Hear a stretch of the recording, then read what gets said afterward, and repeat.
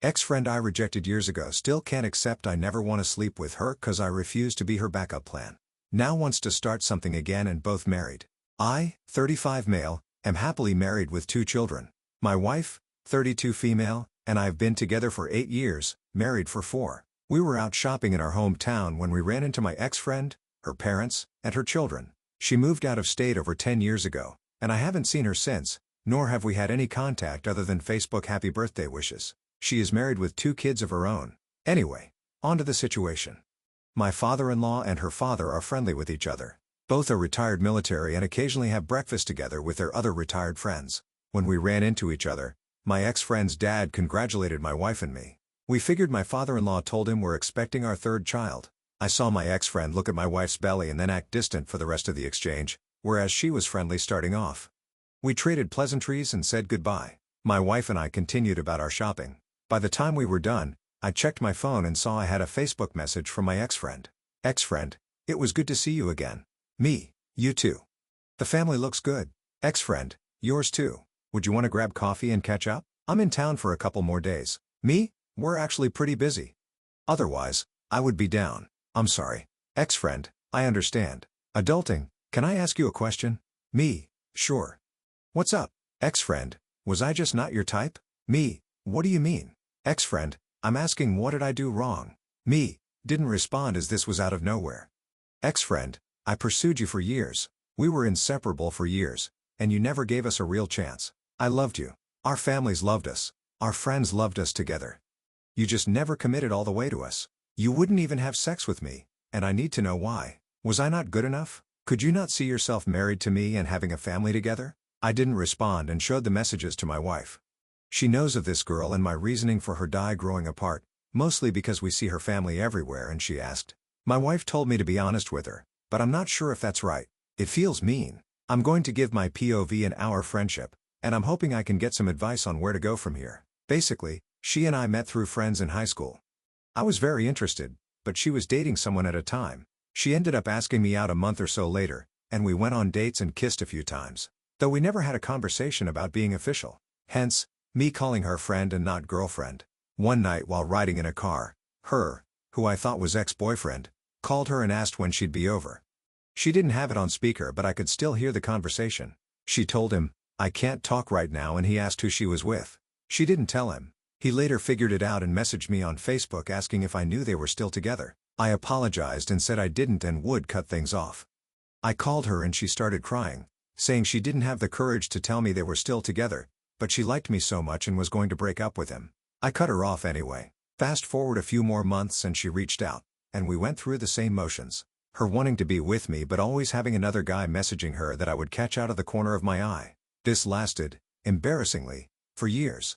Throughout college and our early 20s, it was always the same. She'd reach out, we'd reconnect and things would begin getting serious again and check her social media and see if she had just broken up with someone. We even went on vacation to the mountains together for a weekend and the same thing.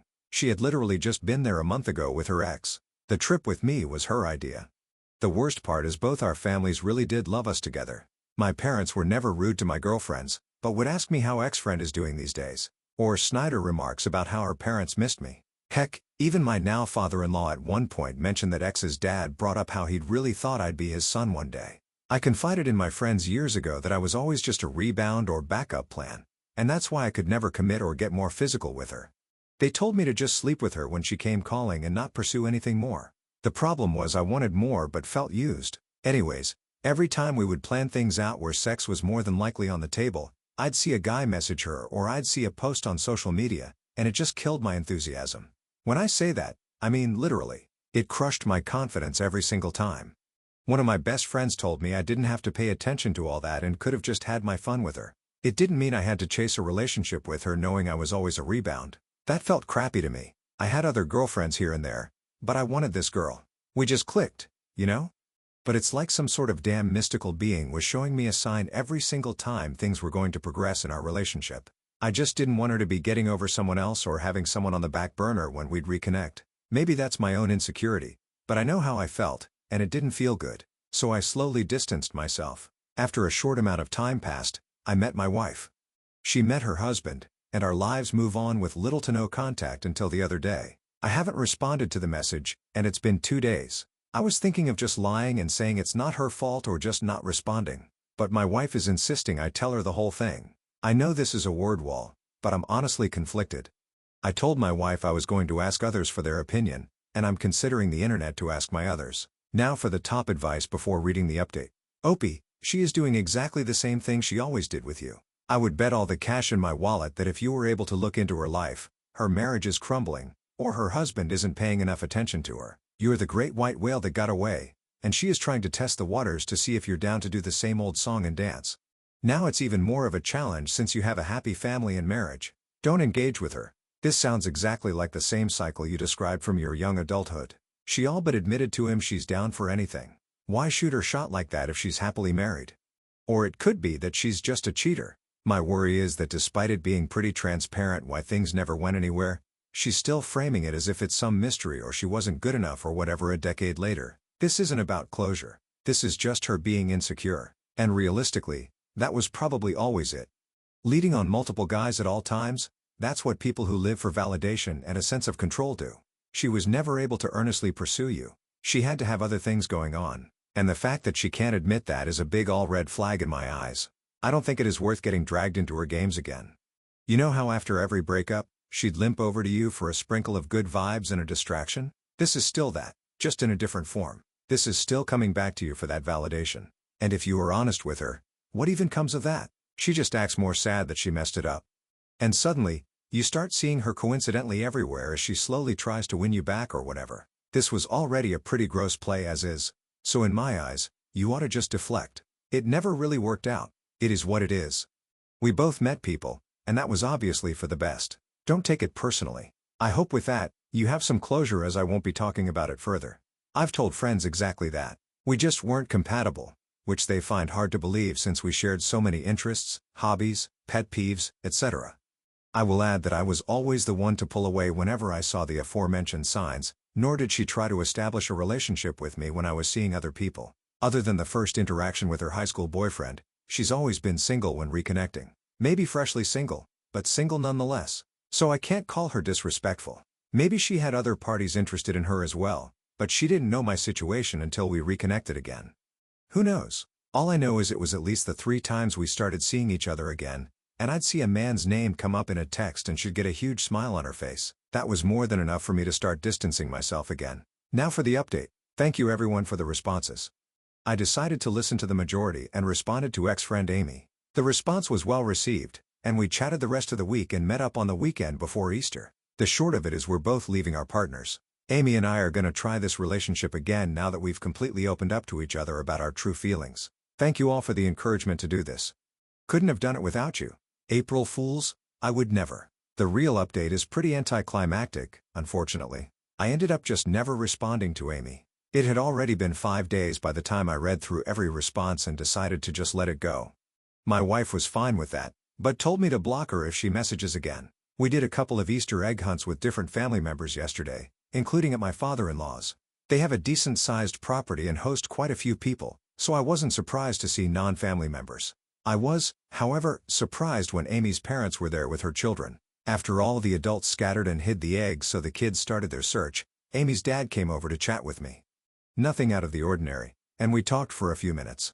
Towards the end, I asked if the kids were staying with him for Easter, and he basically told me Amy and her husband were having some troubles and needed some time alone to sort things out. He didn't go into specifics, so I don't know exactly what troubles are. But congratulations to those of you who called that one. For now, this should conclude the story. If she does happen to reach out again and I feel it's worth letting you all know what it says, then I will. Otherwise, thanks again. I appreciate the update. You are right not to bother responding to her. Someone that's incapable of introspection, so much so that she refused to see how problematic and toxic her treatment of you was, hasn't changed, grown, or matured at all. I hope you and your wife have a lovely week, buddy. He knows her better than she knows herself. Woman needs some therapy. OMG. I knew it. I called this on the original post that she and her husband were having trouble and she was just trying to get same old ego boost or even more of one because you are clearly very happily married. Congrats on a baby, by the way. OP.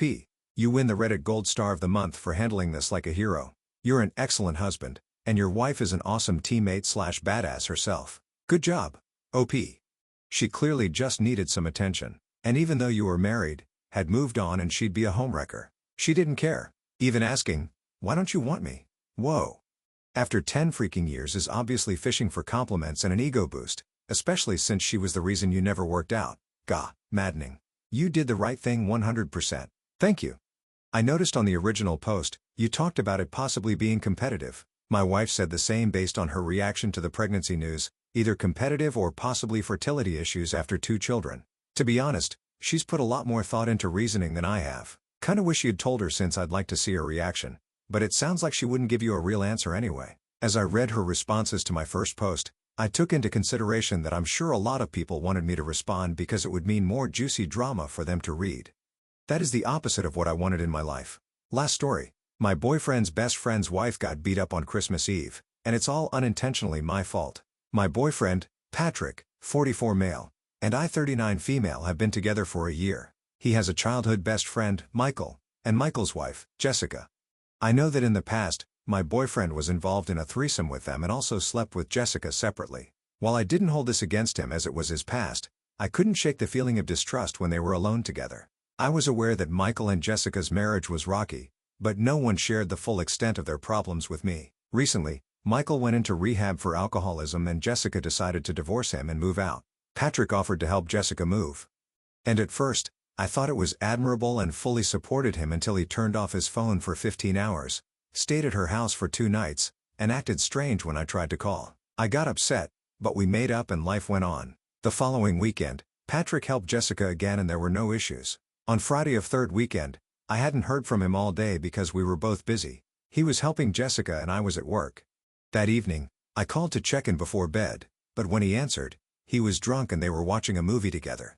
During our brief conversation, I heard Jessica say, "I know that gets you off," followed by silence. I hung up and texted him asking what that was about. He didn't reply or answer my calls. The next day, he told me it was just a joke, but it felt incredibly insensitive given my concerns about their relationship.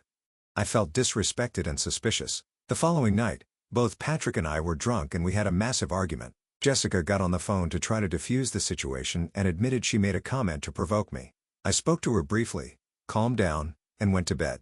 However, Patrick stayed at her house that night again, making it the 3rd night in a row over 3 consecutive weekends.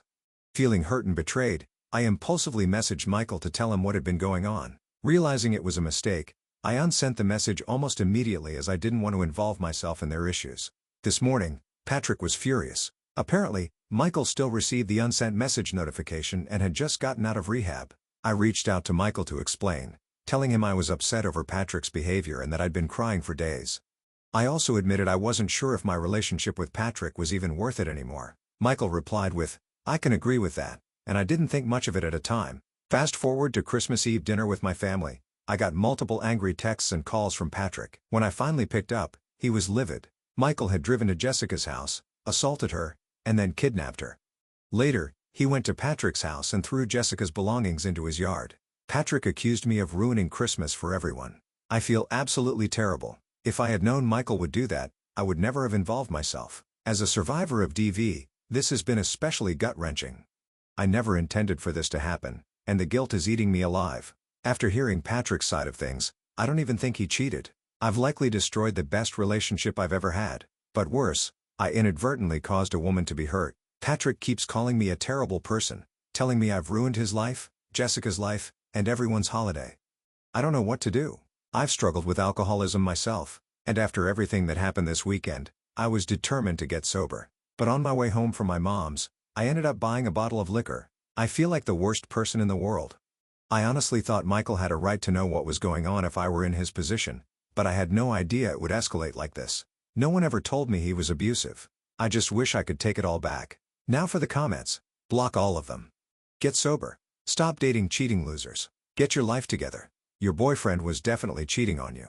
Don't even doubt it. Yeah, he sounds way in wrong here. Regardless if he was sleeping with her, he was definitely not putting his relationship first in the slightest. Yeah, if I ended up staying the night at my best friend's place, I would be in full communication with my partner, keeping her fully informed about the whole thing. And we've been together over 10 times as long as these people, so there's been a lot of trust built up. This Patrick has not built up this level of trust and then disappeared for a weekend with a woman he had previously slept with. This alone should be a major problem. But then when his bestie commits DV, Patrick decides this is Hopi's fault. Ditch him. Ditch the entire man. You'd have to be so incredibly gullible to believe they're not sleeping in an intimate way at these sleepovers. Move on and cut your losses. You aren't responsible for other people's actions. If Michael had been a reasonable person, then letting him know was the honorable thing to do, as they were not acting without concern. Michael being unreasonable was not in your knowledge, so you couldn't predict what the outcome would be. I don't think Patrick is all that great either. If everything was innocent, then talking to you and making your feelings a priority would have mattered. Good people don't think it's okay to torment their girlfriends for their own amusement.